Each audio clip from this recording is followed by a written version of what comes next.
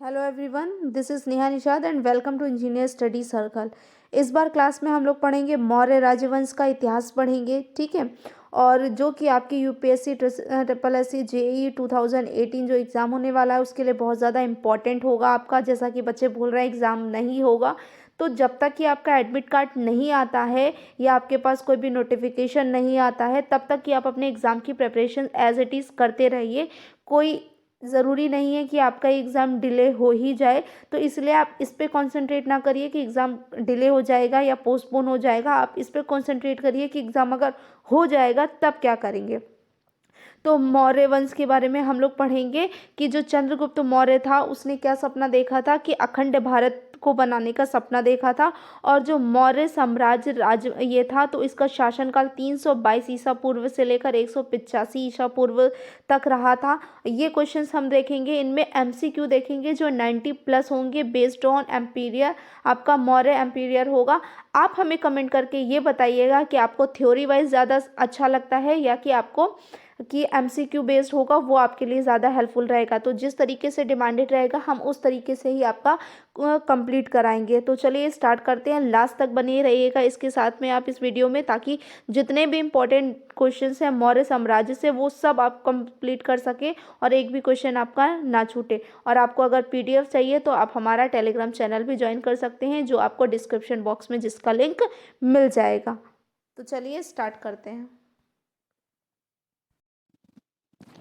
First question है हमारा, चाणक्य का अन्य नाम क्या था। तो जो चाणक्य थे वो कौन थे और उनका दूसरा नाम क्या था। ठीक है, चाणक्य थे, उनका दूसरा नाम क्या था, विष्णुगुप्त था। क्या था बच्चों, विष्णुगुप्त था।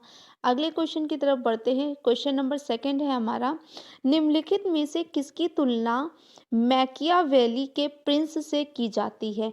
तो कालिदास का मालविकाग्निमित्र, कौटिल्य का अर्थशास्त्र, वात्स्यायन का कामसूत्र, तिरुवल्लुवर का तिरुकुलर।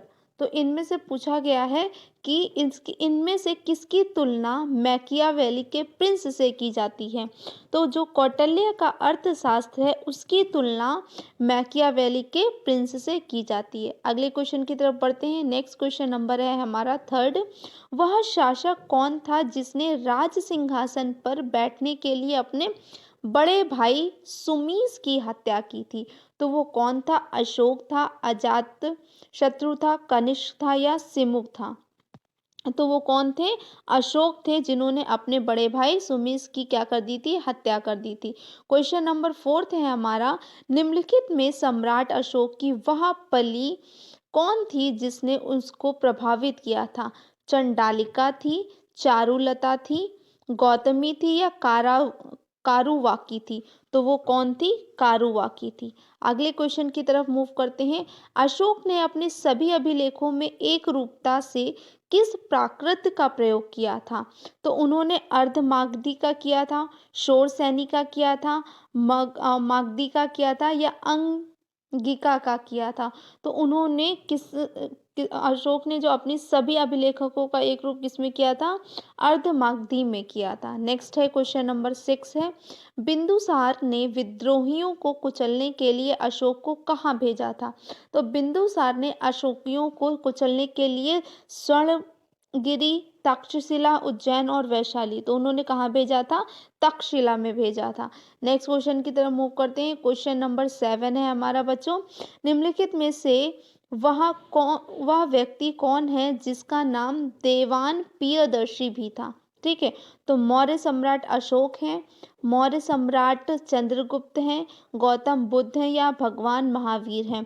तो जो आपके कौन है, मौर्य सम्राट अशोक हैं, इनका ही एक और नाम क्या था, देवान प्रियदर्शी था। नेक्स्ट है हमारा, निम्नलिखित में से प्राचीनतम राज्यवंश कौन सा है। इनमें से आपको बताना है जो प्राचीनतम राज्यवंश है वो कौन सा है, मौर्य वंश है, गुप्त वंश है, कुषाण है या कांडव है। तो कौन सा वंश है, मौर्य वस्त राज्यवंश है। आगे देखते हैं, कौटिल्य चाणक्य किसका प्रधानमंत्री था। तो जो कौटिल्य चाणक्य था वो किसका प्रधानमंत्री था ये आपको बताना है, चंद्रगुप्त सेकंड का, चंद्रगुप्त मौर्य का, अशोक का या अजात शत्रु था? तो कौटिल्य चाणक्य जो थे वो चंद्रगुप्त मौर्य के कौन थे? प्रधानमंत्री थे। आगे बढ़ते हैं क्वेश्चन नंबर 10 की तरफ। कलिंग विजय के उपरांत अशोक महान ने निम्नलिखित में से किस धर्म को अंगीकार कर लिया था? तो यहाँ पे आपको बताना है किस धर्म को अपना लिया था उन्होंने। जुडिम जुडिज्म है, बौद्धिज्म है, हिंदू है और जैन है। तो इन्होंने किसको अपना लिया था? बौद्ध धर्म को अपनाया था। किस कौन से धर्म को? बौद्ध धर्म को। आगे देखते हैं नेक्स्ट क्वेश्चन है, चंद्रगुप्त के शासन विस्तार में किसने मुख्य रूप से मदद की थी? तो शुद्धोधन ने मदद की थी, उमागुप्त ने मदद की थी, चाणक्य ने मदद की थी, ठीक है, या फिर किन्होंने मदद की थी आपको बताना है, और या फिर शूद्रक ने। तो जिन्होंने मदद की थी वो कौन थे? चाणक्य थे। कौन थे बच्चों? चाणक्य। आगे क्वेश्चन नंबर 12 की तरफ चलते हैं। सांची किस कला एवं मूर्ति कला का निरूपण करता है? तो जो सांची का स्तूप है या सांची है वो किसका करता है? जैन का, बौद्ध धर्म का, मुस्लिम का और ईसाई का। तो वो किसका करता है? बौद्ध धर्म का करता है। किसका करता है बच्चों? बौद्ध धर्म का। और प्राचीन काल में ही सब लोगों ने कौन सा धर्म अपना लिया था? इन लोगों ने बौद्ध धर्म को ही अपनाया था। आगे बढ़ते हैं। प्राचीन भारत का वह प्रसिद्ध शासक जिसने अपने जीवन के अंतिम दिनों में जैन धर्म को अपनाया था, ठीक है। तो ऐसे कौन से शासक हैं जिन्होंने अपने जीवन के अंत में, जब वो एकदम अंत में आ गए थे, उनकी मृत्यु का समीप था, तब उन्होंने जैन धर्म को अपना लिया था? तो ऐसे कौन थे? चंद्रगुप्त मौर्य थे, अशोक थे, समुद्रगुप्त थे या बिंदुसार थे? तो वो कौन थे? चंद्रगुप्त मौर्य थे। इन्होंने अपने जीवन के अंतिम दिनों में जैन धर्म को धारण कर लिया था। आगे करते हैं, मौर्य साम्राज्य की स्थापना किसने की? तो मौर्य साम्राज्य की स्थापना की बात करते हैं तो किसने की? चंद्रगुप्त बिंदुसार ने, चंद्रगुप्त मौर्य ने, अशोक ने या बिंबिसार ने? तो जो चंद्रगुप्त मौर्य थे उन्होंने ही मौर्य समाज की क्या की थी बच्चों? स्थापना की थी। आगे देखते हैं, मौर्य समाज में प्रचलित मुद्रा का नाम बताइए। जैसे यहाँ पे करेंसी इंडिया में रुपी चलता है, वैसे मौर्य साम्राज्य के समय कौन सा चलता था ये आपको बताना है। पण चलता था, तोल चलता था, कार्नी चलता था या दीनार चलता था? तो कौन सा चलता था? पण चलते थे। आगे क्वेश्चन नंबर 16 है, निम्नलिखित में से कौन मौर्य वंश का शासक नहीं है? इसमें से आपको बताना है जो नहीं है, ठीक है। अजात शत्रु, चंद्रगुप्त मौर्य, अशोक और बिंदुसागर। तो कौन नहीं है यहाँ पे? अजात शत्रु नहीं है, और बाकी ये सारे चंद्रगुप्त मौर्य हैं, अशोक हैं और बिंदुसागर है। आगे बढ़ते क्वेश्चन नंबर 17 की तरफ। निम्नलिखित में से अशोक का उत्तराधिकारी कौन था? तो कुणाल अशोक का क्या उत्तराधिकारी थे? बिंदुसार था, राहुल था या इनमें से कोई नहीं? तो कौन थे? कुणाल थे, वो अशोक का क्या बना था? उत्तराधिकारी। क्वेश्चन नंबर 18 की तरफ चलते हैं। मुद्रा राक्षस का लेखन निम्न में से कौन सा है? अश्वघोष है और विशाखादत्त है, कालिदास है या भांस है? तो इसमें से आपसे पूछा गया है मुद्राक्षस का लेखन, ठीक है। वो कौन है यहाँ पे? विशाख दत्त हैं। कौन है? विशाख दत्त। आगे बढ़ते हैं क्वेश्चन नंबर 19 की तरफ। विशाखदत्त के प्राचीन भारतीय नाटक मुद्रा राक्षस की विषय वस्तु क्या है? तो विषय वस्तु यहाँ पे पूछा है, वो आपको बताना है। तो क्वेश्चन को बहुत ध्यान से समझेंगे, उसके बाद देंगे। प्राचीन हिंदू जनश्रुति के देवताओं और राक्षसों के बीच के संघर्ष के बारे में है, या एक आर्य राजकुमार और एक कबीलाई महिला की प्रेम गाथा पर है, दो आर्य कबीलों के बीच सत्ता के संघर्ष की कथा के बारे में है, या चंद्रगुप्त मौर्य के समय में राज दरबार की दुर्भंसी संधियों के नाम पर है? तो ये हमारा कौन सा होगा? डी वाला होगा। कौन सा होगा? डी वाला। चंद्रगुप्त मौर्य के समय में राज दरबार की दुर्भी संधियों के बारे में है, ठीक है। तो दुर्भी संधियों के बारे में अगर क्या है? तो मुद्रा राक्षस, ये विषय वस्तु है। आगे बढ़ते क्वेश्चन नंबर 20 की तरफ। मालवा, गुजरात एवं महाराष्ट्र किस शासक ने पहली बार जीते थे? ऐसे कौन से शासक थे जिन्होंने ये तीनों जो जीत लिए थे, मालवा, गुजरात और महाराष्ट्र? हर्ष, स्कंदगुप्त, विक्रमादित्य और चंद्रगुप्त मौर्य। तो चंद्रगुप्त मौर्य ने पहली बार मालवा, गुजरात और महाराष्ट्र को जीत लिया था। आगे बढ़ते हैं क्वेश्चन नंबर 21 है। किसने सहिष्णुता, उदारता और करुणा के त्रिविध आधार पर राजवंश की स्थापना की थी? अशोक, अकबर, रणजीत सिंह और शिवाजी। तो उन्होंने किस के उस पे की थी? अशोक पे। किसने की थी? अशोक ने। आगे बढ़ते हैं क्वेश्चन नंबर 22 की तरफ। निम्नलिखित में से किस शहर में अशोक के शिलालेख नहीं है? तो किसके शिलालेख नहीं है? गिरनार के नहीं है, कंधार के नहीं है, पाटलिपुत्र के नहीं है, टोपला के नहीं है। तो किसके नहीं है? पाटलिपुत्र के। बच्चों, आपसे है कि अगर आपको जरा सा भी समझ में आता है तो इसको प्लीज़ लाइक करिए, अपने फ्रेंड्स के साथ में शेयर भी कर सकते हैं और चैनल को सब्सक्राइब करिए ताकि आगे के एजुकेशनल वीडियोस आपको टाइम से मिल सके। तो आप इसको लास्ट तक बने रहिए हमारे साथ में, तो ताकि आप ये सारे जितने भी मौर्य वंश से रिलेटेड क्वेश्चन है वो सब आप एक ही अध्याय में कंप्लीट कर सके। नेक्स्ट क्वेश्चन नंबर 23 है। अर्थशास्त्र का लेखक समकालीन था। तो समकालीन था किसका? अशोक का था। ठीक है। नेक्स्ट है चंद्रगुप्त का था, चंद्रगुप्त विक्रमादित्य का था, या आप किसका था? समुद्रगुप्त का था। तो वो किसका था? चंद्रगुप्त का था। किसका था बच्चों? चंद्रगुप्त का था। नेक्स्ट क्वेश्चन की तरफ मूव करते हैं। क्वेश्चन नंबर 24 है। नंद वंश के पश्चात मगध के पर किस राजवंश ने शासन किया? मौर्य ने, शुंग ने, गुप्त ने, कुषाण ने। तो नंद वंश के बाद किसने किया? मौर्य वंश ने किया। आगे बढ़ते हैं। नेक्स्ट क्वेश्चन है हमारा 25। मौर्य काल में शिक्षा का सर्वाधिक प्रसिद्ध केंद्र था। तो शिक्षा का सर्वाधिक प्रसिद्ध केंद्र क्या था? वैशाली, नालंदा, तक्षशिला और उज्जैन। तो वो कौन सा था बच्चों? तक्षशिला था। और ये अभी कहाँ पे है?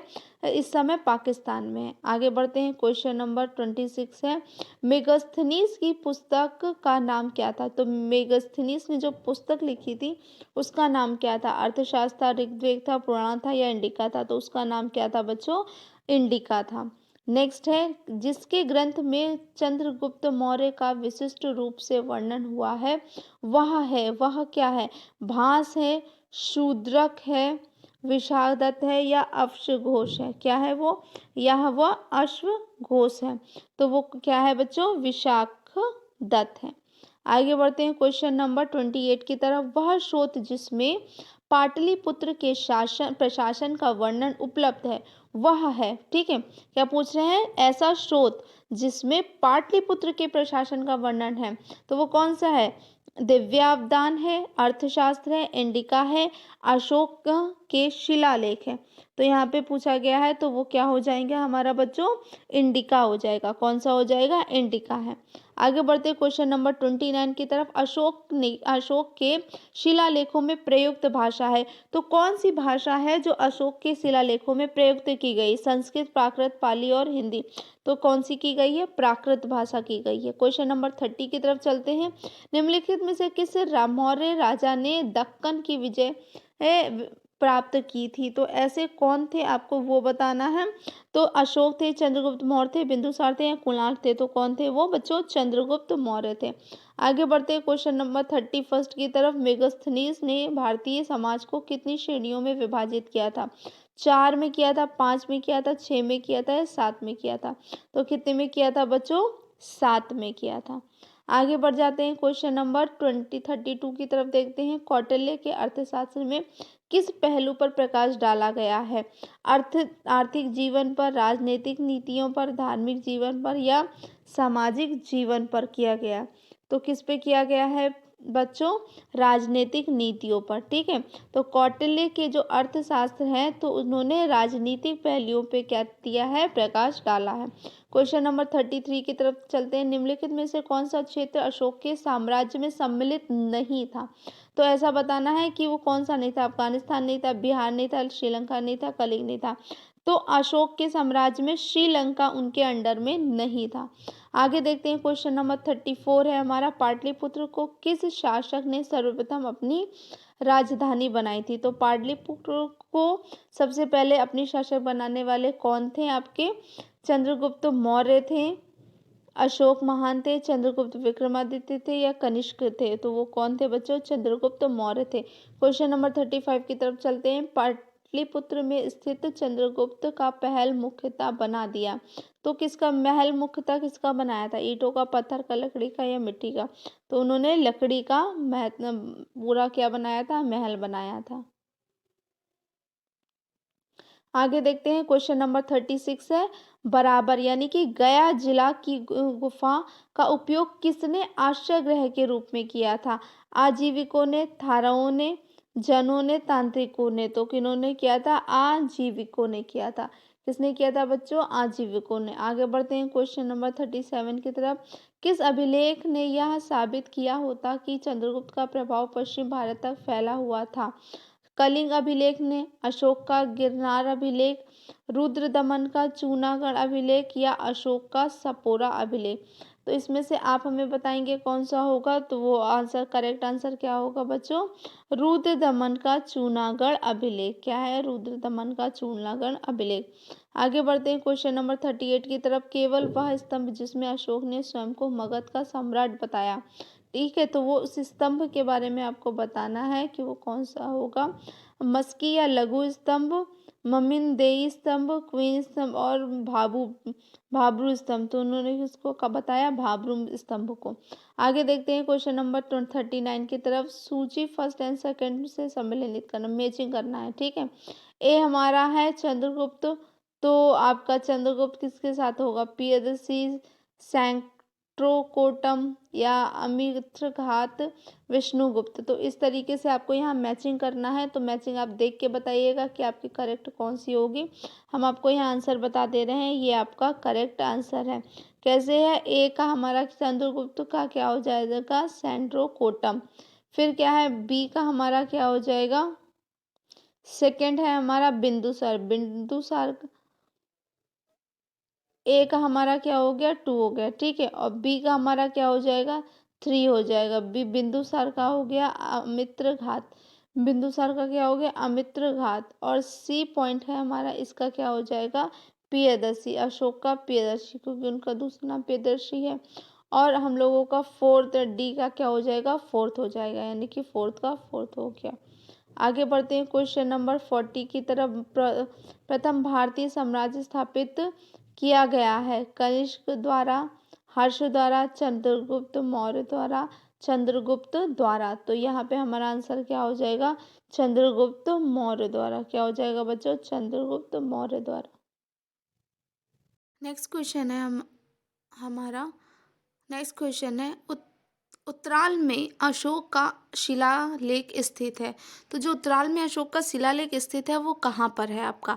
देवप्रयाग में है, कालसी में है, केदारनाथ में है या ऋषिकेश में है? तो आपका जो अशोक का शिलालेख है वो कहाँ पे है बच्चों? कालसी में है। कहाँ पे है? कालसी में। आगे क्वेश्चन की तरफ मूव करते हैं। क्वेश्चन नंबर 42 है, सांची का स्तूप किसने बनाया था? तो जो सांची का स्तूप था वो किसने बनाया था? अशोक ने, गौतम बुद्ध ने, चंद्रगुप्त मौर्य ने, खरगोन ने? तो फटाफट जल्दी से आप कमेंट करिए कि किसने बनाया था? अशोक ने बनाया था। और साथ में इसको मैच करते रहिएगा और आप हमें बताइएगा कि आउट ऑफ 90 आपके कितने मार्क्स आए हैं। आगे देखते हैं। नेक्स्ट क्वेश्चन नंबर है हमारा 43, अशोक के शिलालेखों को पढ़ने वाला प्रथम अंग्रेज कौन था? वह अंग्रेज जिसने क्या किया था? जो अंग्रेजों अशोक द्वारा लिखाए गए शिलालेख थे उसको पढ़ने में सबसे पहले किसने पढ़ा था? जॉन टावर ने, हैरी स्मिथ ने, चार्ल्स मेटकॉफ ने या फिर जेम्स प्रिसेप ने? तो वो कौन थे? जेम्स प्रिसेप थे। इन्होंने ही क्या पढ़ा था? सबसे पहले पढ़ने वाले शिलालेख अंग्रेजी थे। कलिंग युद्ध की विजय तथा क्षत्रियों का वर्णन अशोक के किस शिलालेख में किया गया था? तो आपका शिलालेख 1 में, शिलालेख 2 में, शिलालेख आपका 12 है और शिलालेख आपका 13 है। तो किस में किया गया था? शिलालेख 13 में किया गया था। आगे बढ़ते हैं, क्वेश्चन नंबर आपका 45 है, प्रसिद्ध यूनानी राजदूत मेगास्थनीज भारत में किसके दरबार में आए थे? तो वो अशोक के दरबार में आए थे, हर्षवर्धन के दरबार में आए थे, चंद्रगुप्त मौर्य के दरबार में आया था या हेमू के? तो जो प्रसिद्ध यूनानी राजदूत थे तो वो मेगास्थनीज भारत के चंद्रगुप्त मौर्य के दरबार में आए थे। किसमें? चंद्रगुप्त मौर्य के। नेक्स्ट क्वेश्चन नंबर 46 है हमारा, चंद्रगुप्त मौर्य ने सेल्यूकस को कब पराजित किया था? तो चंद्रगुप्त मौर्य ने सेल्यूकस को पराजित किया था, आपको वो सन बताना है कब किया था। 352 ईसा पूर्व, 305 ईसा पूर्व, 173 ईसा पूर्व या 261 ईसा पूर्व में? तो उन्होंने पराजित किया था 305 ईसा पूर्व में। आगे बढ़ते हैं क्वेश्चन नंबर 47 की तरफ। क्वेश्चन नंबर 47 है, निम्नलिखित में से कौन सा राज्य प्रायः जनता के संपर्क में रहता है? तो कौन सा आपका रहता है? चंद्रगुप्त मौर्य का राज्य, अशोक का राज्य, चंद्रगुप्त विक्रमादित्य या बिंदुसार? तो हाँ बच्चों, अशोक का जो राजा था वो प्रायः जनता के संपर्क में ही रहता था। आगे बढ़ते हैं क्वेश्चन नंबर 48 की तरफ। अशोक ने 261 ईसा पूर्व में कलिंग को जीतने के बाद में क्या किया था? तो वहाँ पे आपको ये बताना है कि उसने क्या किया था। क्वेश्चन नंबर है हमारा 48, इसका आंसर क्या होगा? अपने राज्य की सीमा बढ़ाई उन्होंने जीतने के बाद में, या विश्व विजय के लिए निकल पड़ा, पूरा विश्व को जीतने के लिए निकल पड़ा था अशोक, या भारी रक्तपात देखकर युद्ध की नीति को सदा के लिए त्याग दिया था, या उपयुक्त में से कोई नहीं? तो इसका सही आंसर क्या है? सी है। जब इतना सब करने के बाद में और भारी खून खराबा या रक्तपात देखकर उसने क्या कर दिया था? युद्ध को ही हमेशा के लिए उसने त्याग दिया था। अशोक के अधिकांश अभिलेख किस भाषा व लिपि में हैं? तो यहाँ पे पूछा गया है कि उसके जो अभिलेख है वो किस भाषा में? प्राकृत व ब्राह्मी है, संस्कृत व ब्राह्मी है, पाली व ब्राह्मी है, इनमें से कोई नहीं। तो बच्चों कौन से हैं? प्राकृत व ब्राह्मी भाषा व लिपि में। भाषा प्राकृत है और लिपि ब्राह्मी है। क्वेश्चन नंबर 50 है, किस ग्रंथ में चंद्रगुप्त मौर्य के लिए वृषल यानी कि निम्न कुल शब्द का प्रयोग किया जाता है? तो आपको बताइए यहाँ पे कौन सा होगा? ब्राह्मण साहित्य है, जैन साहित्य है, मुद्रा राक्षस है या बौद्ध ग्रंथ है? तो वो कौन सा था? बौद्ध ग्रंथ है। आगे बढ़ते हैं क्वेश्चन नंबर 51 की तरफ।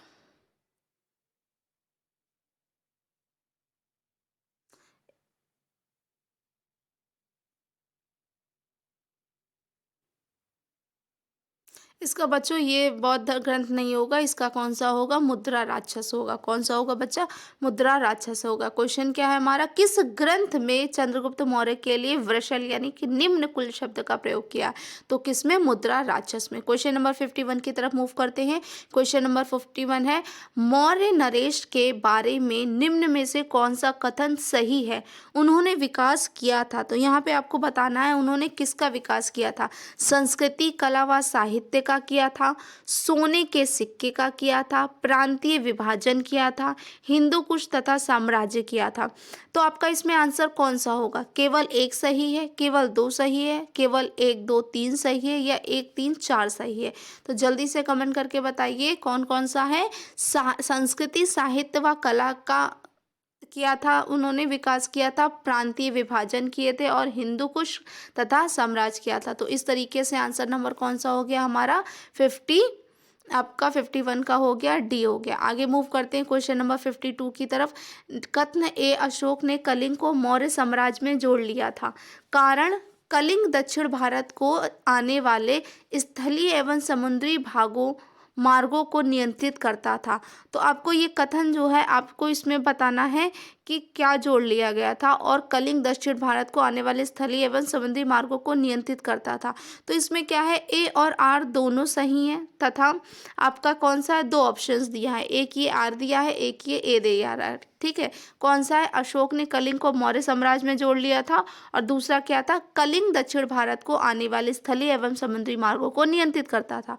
तो यहाँ पे क्वेश्चन आपसे पूछा गया है, तो इसका आंसर होगा आपका ए और आर दोनों सही है, तथा आर ए की ही व्याख्या करता है। ठीक है, तो मतलब साम्राज्य जोड़ लिया गया था। ठीक है, तो जो मार्ग हैं वो समुद्री मार्ग और स्थलीय मार्ग को नियंत्रित करता है।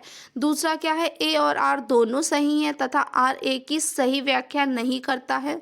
फिर सी है आपका ए सही है किंतु आर गलत है, और ए गलत है किंतु आर सही है। अब ये देखो कि उसने अपना राज्य जोड़ा है तो सीमाओं से ही तो जोड़ा होगा ना, एक समुद्री सीमा से जोड़ा और दूसरा किससे, स्थलीय सीमा से जोड़ा। तो इसका सही आंसर कौन सा है, हमारा ए आंसर करेक्ट है। नेक्स्ट है अशोक के जो शिलालेख रॉक एडिक्ट संगम राज्य के बारे में हमें बताते हैं, वो कौन सा है अशोक का शिलालेख। पहला है या और 10वां है, पहला है और 11वां है, दूसरा है और 13वां है, या दूसरा है या 14वीं है। तो वो कौन सा है, दूसरा और 13वां शिलालेख है, जो हमें किसके बारे में बताता है, संगम राज्य के बारे में बताता है। कथन आपका 54 है आपका, इसमें देखते हैं हम लोग कि इसमें क्या बोलते हैं।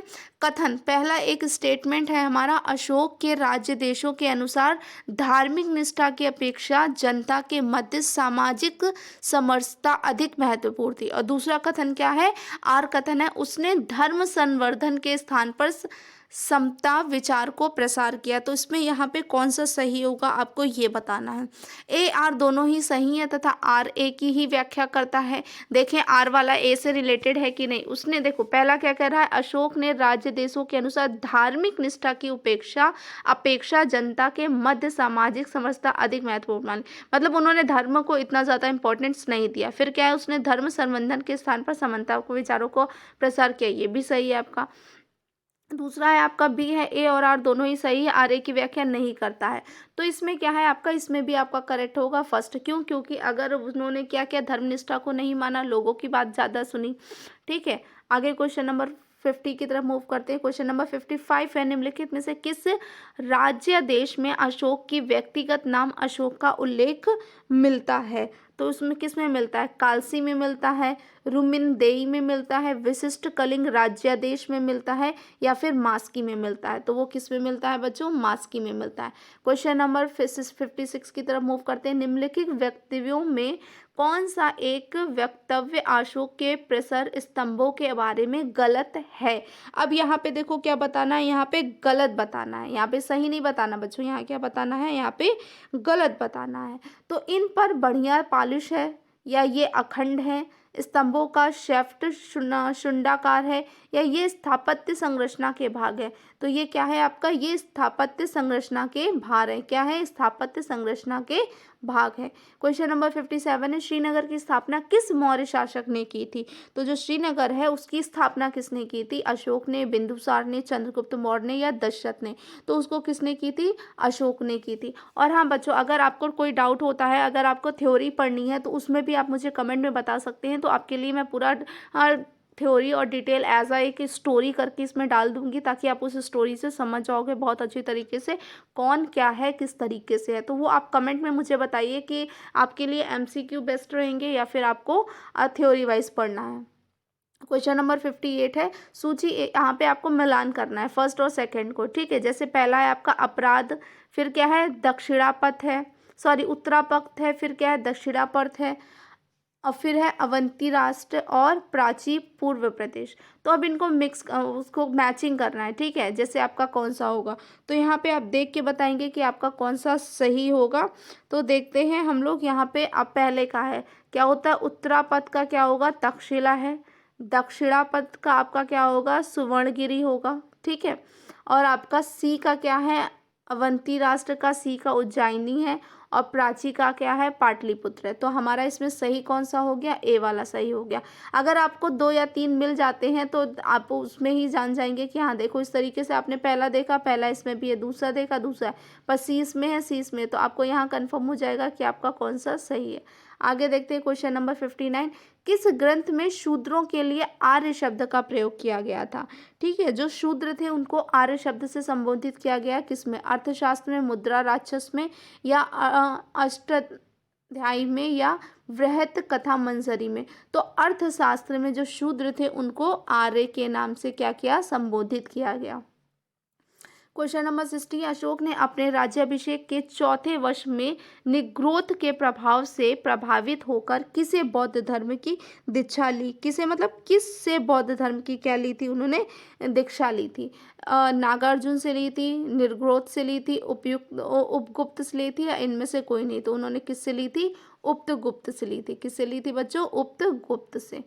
उपगुप्त। नेक्स्ट है, किसने पाटलिपुत्र को पोलीब्रोधा कहा है? ठीक है, तो किसने कहा है पाटलिपुत्र को? मेगास्थनीज ने कहा है, और स्ट्रैबो ने कहा है, प्लूटार्क ने कहा है, या एरियन ने कहा है? तो किसने कहा है? मेगास्थनीज ने कहा है। आगे बढ़ जाते हैं, क्वेश्चन नंबर 62 है, मौर्य काल में एग्रोनोमाई किसे कहा जाता है? ठीक है, मौर्य काल में अगर एग्रोनोमाई बोला जाए तो उसे किसे कहते हैं? जो भवन निर्माण अधिकारी होता है, सड़क निर्माण अधिकारी होता है, या कृषि विभाग अधिकारी होता है, या फिर माप तौल का अधिकारी होता है। तो वो जो सड़क निर्माण अधिकारी होता है उसी को एग्रोनोमाई कहते हैं।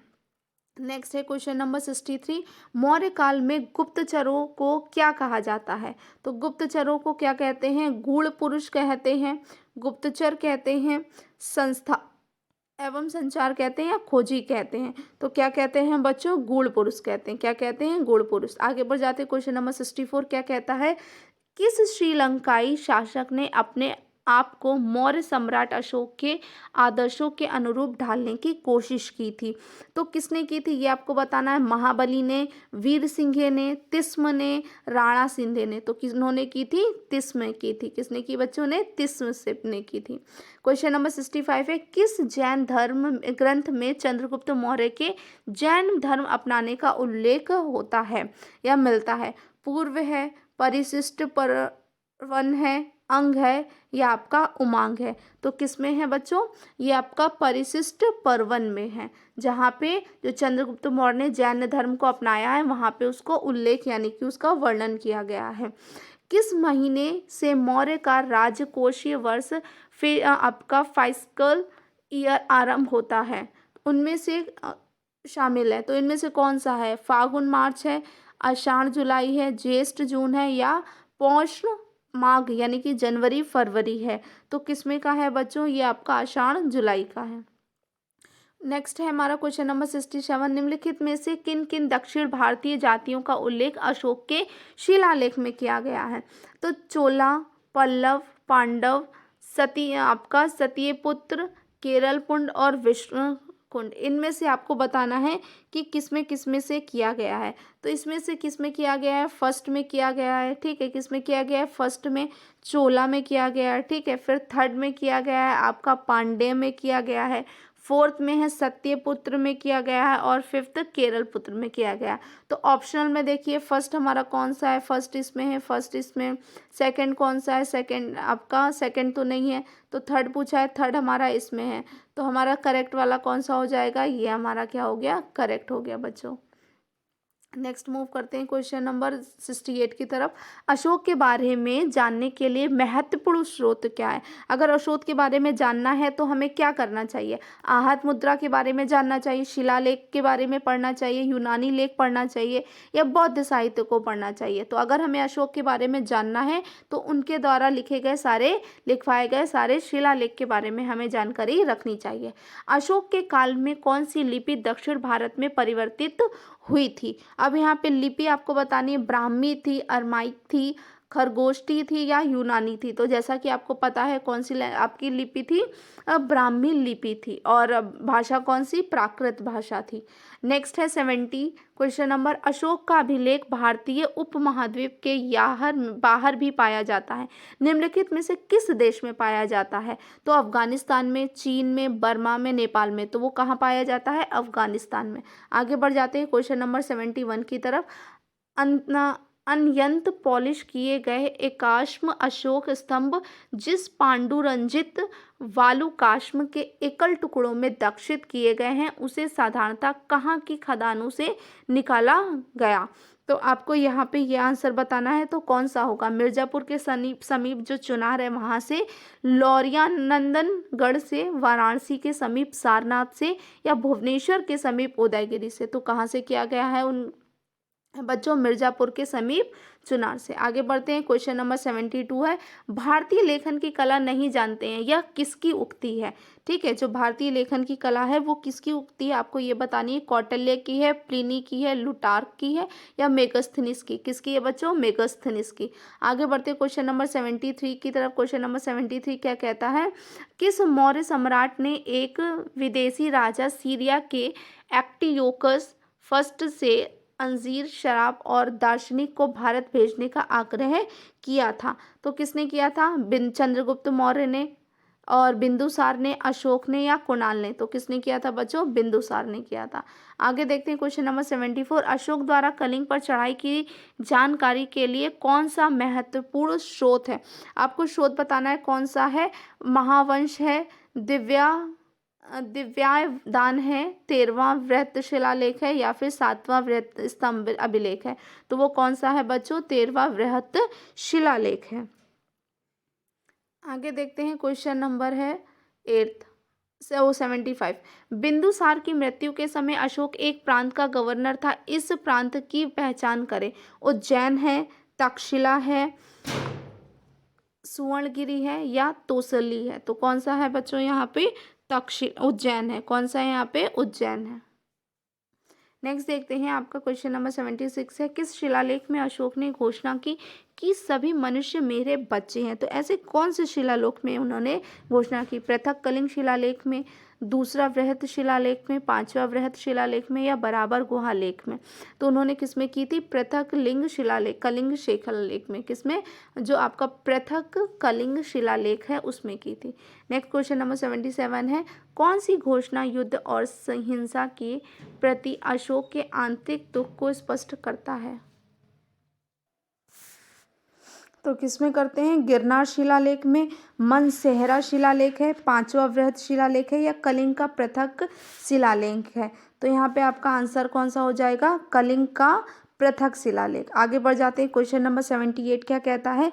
किस शिलालेख में अशोक की यह घोषणा अंकित है कि किसी भी समय, चाहे मैं खाता हूँ या रानी के साथ विश्राम करता रहूँ या मैं अपने अंतशाला में रहूँ, मैं जहाँ भी रहूँ मेरे महात्मा मुझे सार्वजनिक कार्य के लिए संपर्क कर सकते हैं?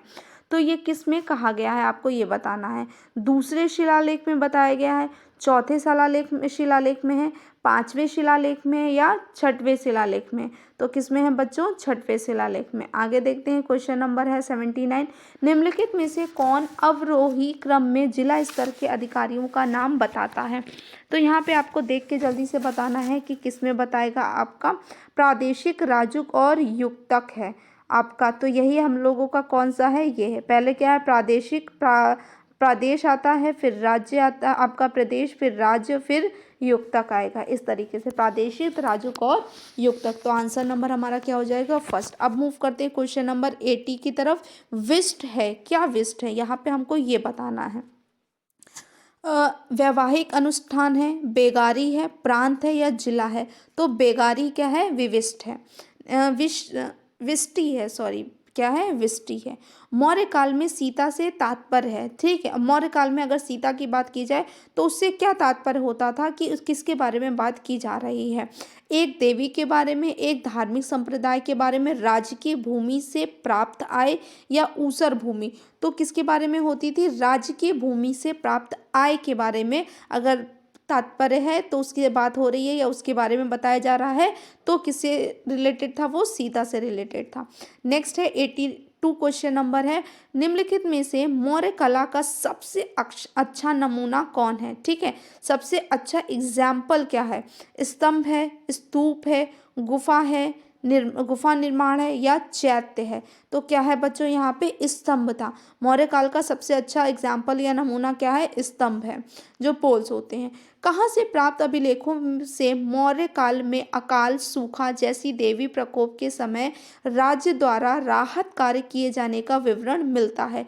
तो इसका आंसर क्या होगा? महास्थान बांग्लादेश और सोहगौरा उत्तर प्रदेश है, सोहगौरा मस्की है, महास्थान कालसी है या भाबरू सारनाथ है? तो कहाँ पे है बच्चों? ये पहला है हम लोगों का, महास्थान बांग्लादेश और सोहगौरा उत्तर प्रदेश। आगे बढ़ते हैं क्वेश्चन नंबर 84 की तरफ। अशोक ने श्रीलंका में बौद्ध धर्म का प्रचार हेतु किसे भेजा?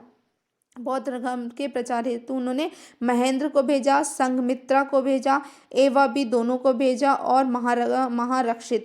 तो जो अशोक के बेटे महेंद्र और संघमित्रा थे उन दोनों को इन्होंने क्या भेजा था? प्रचार के लिए श्रीलंका भेजा था। आगे बढ़ जाते हैं। क्वेश्चन नंबर है हमारा 85। अशोक के मनसेहरा यानी कि पाकिस्तान एवं शहयाजगढ़ी जो पाकिस्तान में ही है, से प्राप्त वृहद शिलालेखों में किस लिपि का प्रयोग किया गया है? खरगोष्ठी, संस्कृत, तमिल और यूनानी। तो किसका किया गया है? खरगोष्ठी का। आगे देखते हैं, क्वेश्चन नंबर 86 है, कहाँ से अशोक ने द्विभाषाई ग्रीक और अरामाइक अभिलेख प्राप्त हुए हैं? तो शेर ए कोना से, कंधार में और मनसेहरा से, या फिर कालची से, या फिर कलिंग से। तो इसका सही आंसर हम लोगों का कौन सा होगा बच्चों? ये है शेर ए कुना और कंधार से। नेक्स्ट है क्वेश्चन नंबर 87, कौटिल्य द्वारा रचित अर्थशास्त्र कितने अधिकरणों में विभाजित किया गया है? तो वो 11, 12, 14 और 15। तो कितने में किया गया है? 15, यानी कि 15 अर्थशास्त्रों में अधिकरण किया गया है। नेक्स्ट है 88, अर्थशास्त्र में उल्लिखित सप्तांक में शामिल थे। तो क्या सप्तांक में शामिल थे ये बताया गया हम लोगों को।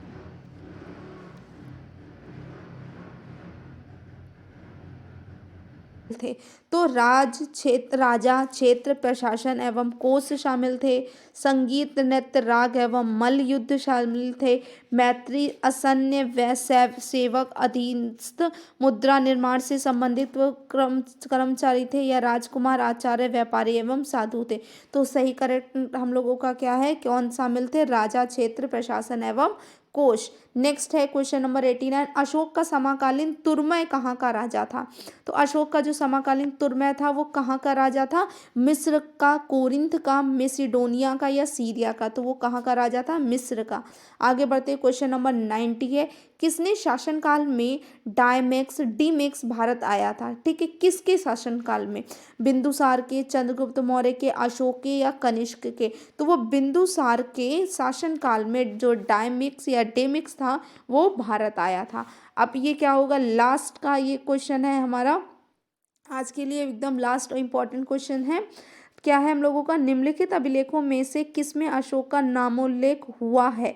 तो किसमें हुआ है ये आपको बताना है। गुर्जरा में हुआ है, अहरोरा में हुआ है, ब्रह्मगिरी में हुआ है, सारनाथ में हुआ है। तो किसमें हुआ है बच्चों? गुर्जरा में हुआ है। आई होप आपको ये सेक्शन बहुत अच्छे से समझ में आया है और आपके लिए हेल्पफुल रहा है। तो please don't forget like, share and subscribe and also press the bell icon, ताकि आपको जितने भी एजुकेशनल वीडियोस हैं आपको टाइमली मिल सके। तो जिन बच्चों को पीडीएफ चाहिए तो वो क्या कर सकते हैं? हमारे टेलीग्राम चैनल को ज्वाइन कर सकते हैं। वहाँ पे आपको सारी पीडीएफ मिल जाएंगी। उसके लिए आपको डिस्क्रिप्शन बॉक्स में लिंक मिल जाएगा, आप वहाँ से जाके उसको ज्वाइन कर सकते हैं। Thanks for watching and have a good night.